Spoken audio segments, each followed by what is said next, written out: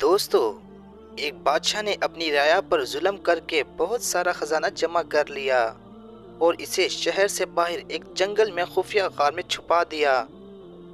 غار کے دروازے کی دو چابیاں تھیں، ایک بادشاہ کے پاس اور دوسری اس کے وزیر کے پاس تھی۔ ان دو کے علاوہ کسی کو بھی اس غار کا پتہ نہیں تھا۔ ایک دن صبح کے وقت بادشاہ خزانہ دیکھنے کے لیے غار کی طرف گیا اور دروازہ کھول کر اندر داخل ہو گیا۔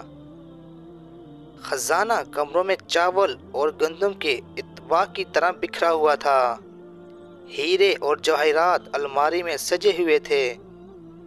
بادشاہ اس خزانے کو دیکھ کر بہت خوش ہوا، لیکن آتے وقت بادشاہ غار کا دروازہ ہی بند کرنا بھول گیا تھا۔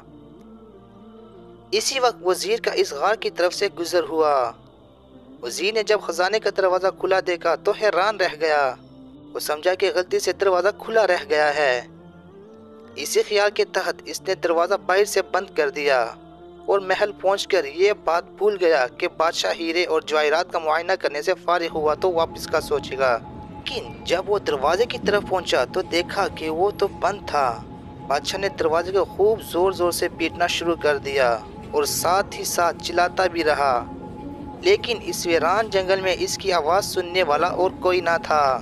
وہ واپس اپنے خزانے کی طرف گیا اور ان سے دل بہلانے کی کوشش کرنے لگا، لیکن بھوک اور پیاس کے ہاتھوں مجبور ہو کر وہ پھر دروازے کی طرف گیا۔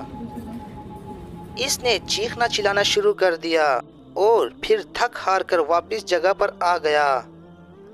بھوک اور پیاس کی شدت اتنی بڑھ گئی تھی کہ آخر وہ ہیرو سے بھیک مانگنے لگا۔ اے قیمتی پتھر، مجھے ایک وقت کا کھانا دے دو۔ اسے ایسا لگا جیسے وہ ہیرے اس کی سادگی پر زور زور سے ہنس رہے ہوں۔ اس نے ایک ہیرا اٹھایا اور زور سے دیوار پر مارا، پھر موتیوں سے اپنی فریاد کرنے لگا، اے قیمتی موتیوں، مجھے ایک گلاس پانی دے دو۔ اسے ایسا لگا کہ موتی اور جواہرات اس پر ہنس رہے ہو۔ بادشاہ کو بہت غصہ آیا، لیکن بھوک غصے پر غالب آ گئی۔ آخر بھوک کی شدت اتنی بڑھ گئی کہ وہ نڈھال ہونے لگا۔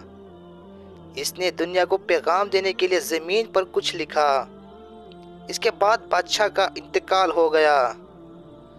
وزیر بادشاہ کو تلاش کرتا ہوا اس غار کی طرف سے گزرا تو اس نے سوچا کہ بادشاہ کے خزانے کا کچھ اتا پتہ کریں۔ جب وہ غار کے اندر داخل ہوا تو دیکھا کہ بادشاہ مرا پڑا ہے اور زمین پر لکھا ہے، دولت کسی کو زندگی نہیں دے سکتی۔